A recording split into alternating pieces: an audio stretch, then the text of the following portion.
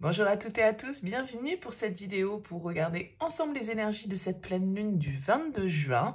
On va aller voir par signe astrologique les énergies grâce au tarot et grâce à un oracle, l'oracle des Médéors, et voir un petit peu ce qui va se présenter à vous sur cette période de la pleine lune. Alors souvent la pleine lune est plus une énergie de libération que de mise en place, donc on va voir un petit peu ce qui va s'imprégner de chacun d'entre vous. Bien sûr, ça reste une approche générale, donc il est évident que ça ne pourra pas parler à tout le monde, hein, donc prenez uniquement si ça fait écho à ce que vous êtes en train de vivre actuellement. Allez jeter un petit coup d'œil à votre signe lunaire, ça aura d'autant plus d'importance à cette période, votre signe ascendant également, et puis essayez de faire un petit mélange de tout ça, votre propre météo personnelle par rapport à ce qui va ressortir. Il y a peut-être des énergies qui se feront écho, donc voyez bien évidemment comment ça vibre pour vous. Si vous souhaitez une guidance personnalisée, vous avez mon mail en bas de cette vidéo, lililataro@yahoo.com. Alors je fais toujours une approche préalable avant la première consultation pour voir si je cerne bien votre situation actuelle et s'il est pertinent du coup de poursuivre nos échanges.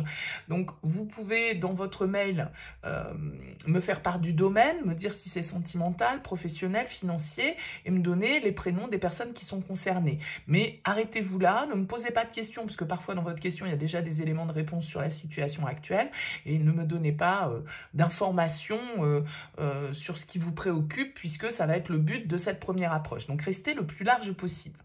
Allez, on commence ce tirage ici, on commence avec les béliers ici, qui sont ressortis en premier. Alors les béliers, vous avez la carte de la famille et vous avez la carte du 8 de bâton.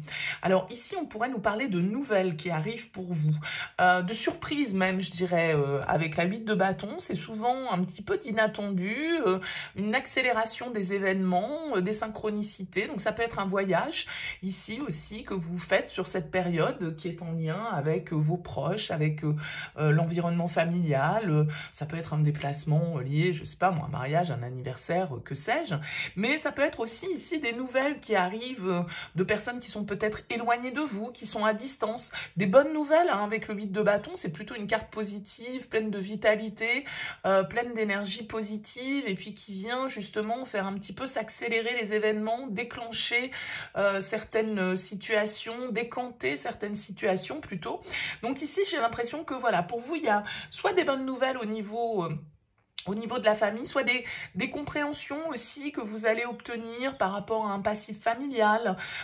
Pour certains, par exemple, qui pourraient être dans le cadre d'une succession, eh bien là, voilà, les choses vont peut-être s'accélérer un petit peu. Si vous aviez l'impression que ça pataugeait, eh bien, il y a une belle accélération des événements pour vous sur cette phase de la pleine lune et qui est en lien avec votre environnement familial, vos parents, vos enfants, vos frères, vos sœurs, vos proches, en tout cas, la famille de cœur, hein, c'est pas non plus forcément toujours que la famille de sang.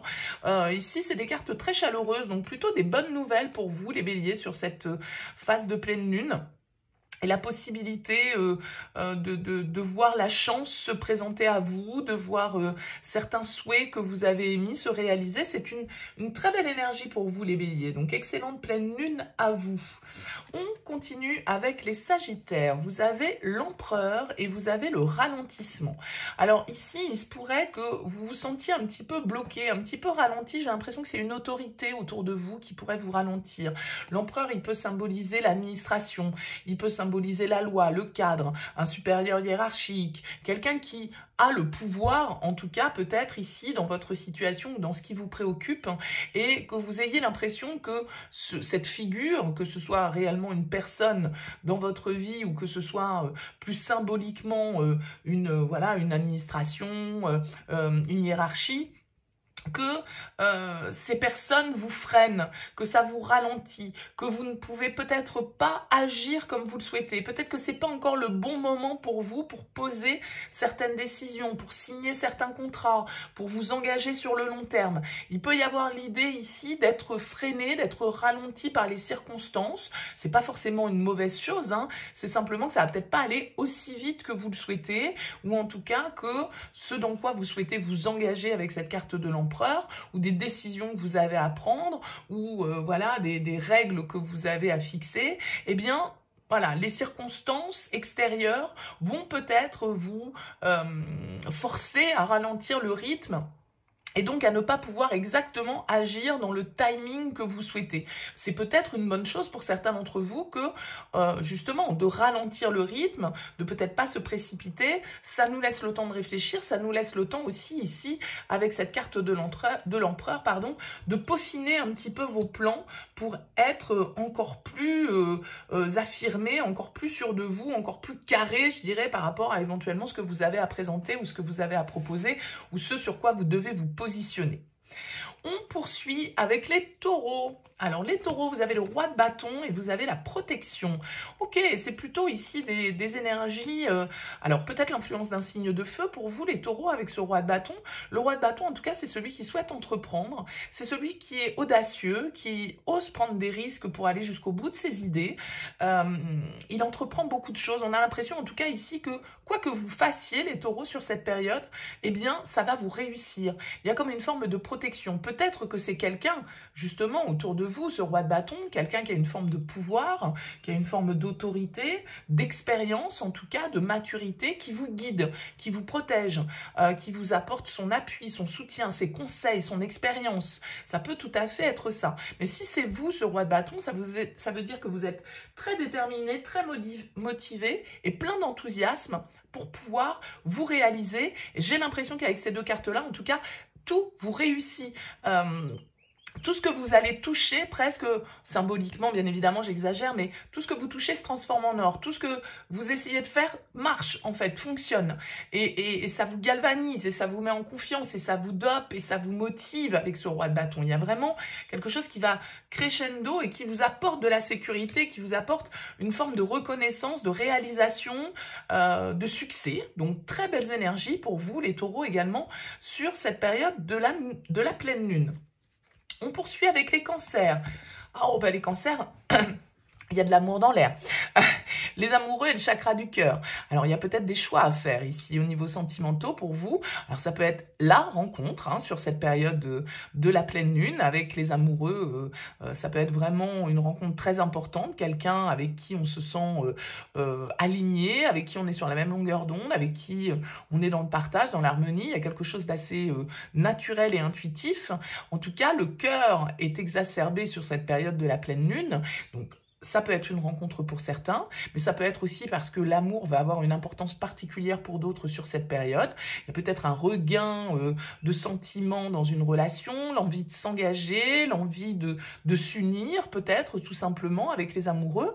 Et puis pour d'autres encore, cette combinaison pourrait nous laisser penser que vous avez un choix important à faire dans votre vie sentimentale. Parce que les amoureux, c'est quand même ça à la base dans le tarot, c'est savoir prendre la bonne décision, la décision qui vient du cœur et pas de la tête. Et là, a priori, le cœur, il est grand ouvert avec ce chakra du cœur. Donc, très jolie énergie pour vous aussi. On est plutôt parti sur des énergies très sympas pour le moment, pourvu que ça dure. En tout cas, avec ces amoureux et ce chakra du cœur, vos sentiments, vous qui êtes un signe d'eau, vont être mis en exergue et vont vous permettre ici de vous réaliser émotionnellement, sentimentalement parlant. Vous êtes amoureux, vous avez envie de prendre des décisions, vous avez envie de vous engager, vous avez rencontré une personne qui vous met le cœur en joie. Bon, tout ça, ça présente quand même des scénarios plutôt positifs pour vous les cancers. On poursuit avec les poissons. Alors les poissons, on a la mort et le corps physique souffrant. Alors bon, ici, il y a peut-être la fin d'une période. Elle peut être lue de deux manières pour moi, cette combinaison. C'est-à-dire qu'avec le corps physique souffrant, on nous parle d'une épreuve peut-être même voilà, au niveau de votre santé, au niveau de votre corps, au niveau d'une souffrance, qu'elle soit psychologique ou physique. Eh bien, peut-être que justement, sur cette période, il y a la possibilité de laisser ça derrière vous, il y a la possibilité d'opérer un renouveau, il y a la possibilité de changer un petit peu la donne et de transformer cette situation qui, jusque-là, était peut-être souffrante. Pour d'autres, il y a l'idée ici qu'il y a peut-être un changement dans votre vie qui va intervenir.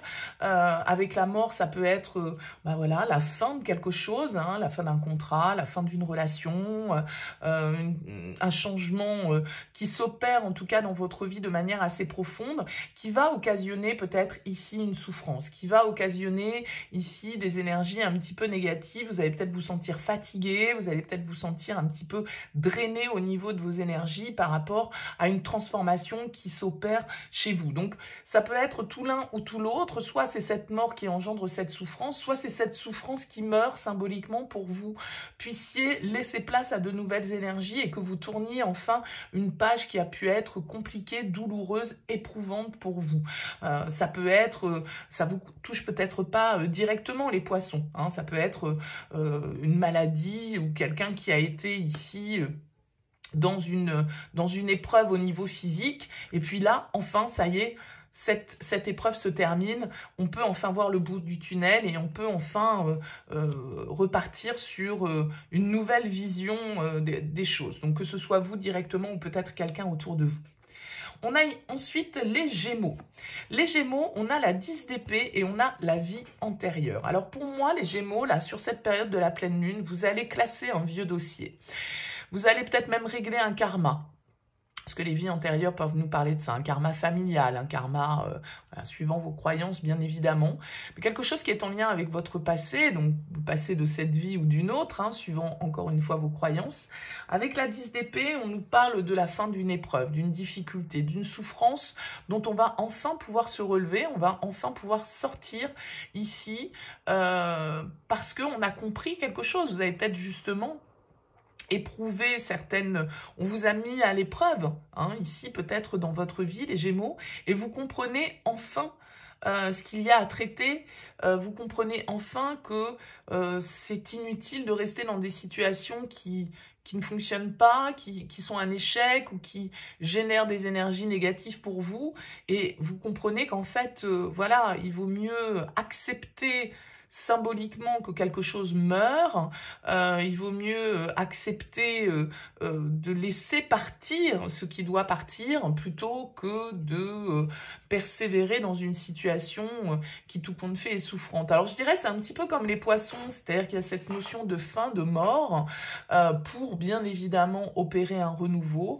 C'est en lien avec le passé. Alors est-ce que ça peut être aussi pour certains un deuil que vous faites hein, par rapport à, je sais pas moi, des grands-parents, des parents, que sais-je, une page que vous tournez, une page qui est un petit peu difficile avec la 10 d'épée, on va pas se le cacher, mais en tout cas, la bonne nouvelle, c'est qu'avec la 10 d'épée, on est au bout de cette épreuve et qu'on va, eh bien, derrière pouvoir se relever, en fait, et regarder l'horizon sous un œil nouveau et un peu plus lumineux.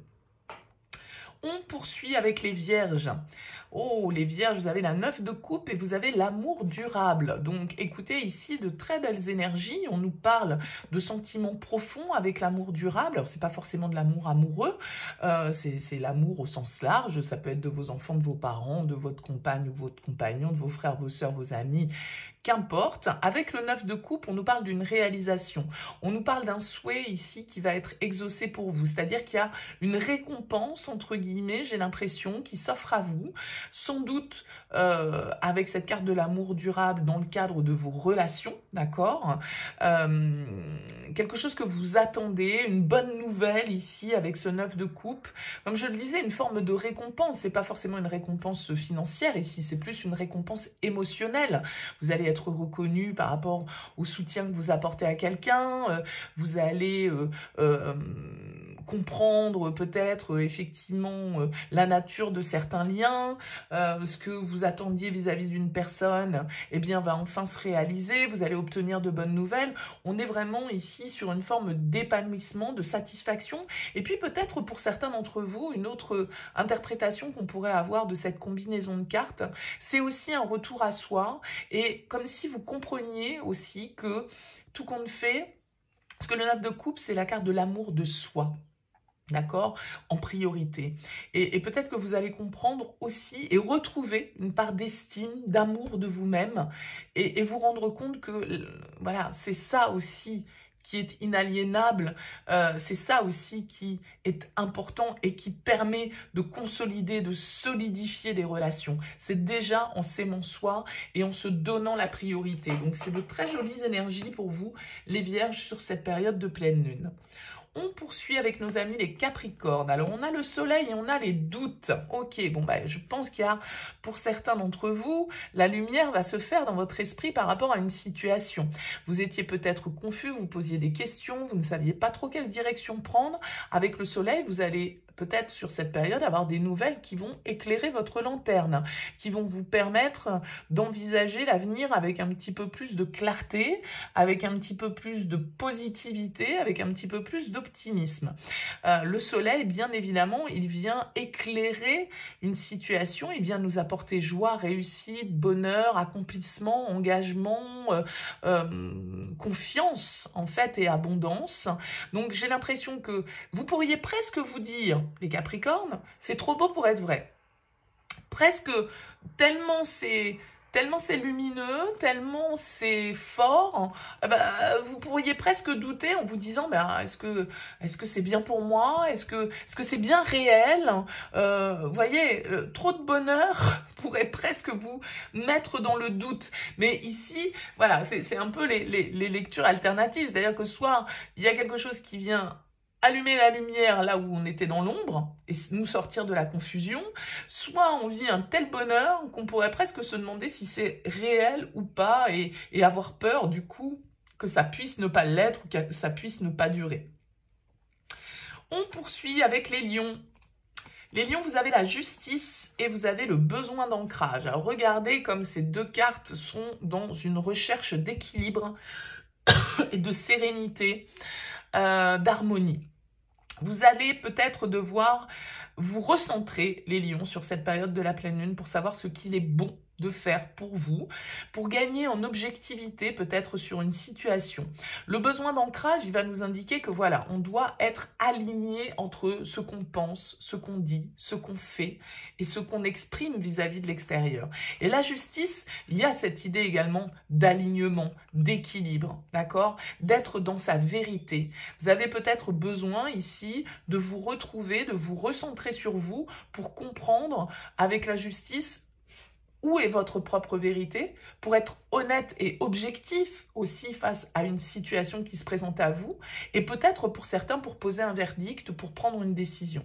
Il va falloir être le plus juste possible, ici, le plus neutre, le plus objectif, le plus réfléchi, et peut-être que pour ça, vous allez avoir besoin de vous recentrer un petit peu, c'est-à-dire prendre un petit peu de recul, vous méditer, vous voyez, ce côté, je me recentre sur moi, je me coupe un petit peu du monde extérieur, j'ai besoin d'écouter, j'ai besoin de me couper de l'agitation extérieure pour pouvoir réfléchir à une question essentielle pour moi avec la justice, qui engage mon équilibre, qui engage mon intégrité, et pour pouvoir justement avoir le plus d'objectivité possible par rapport à cette situation.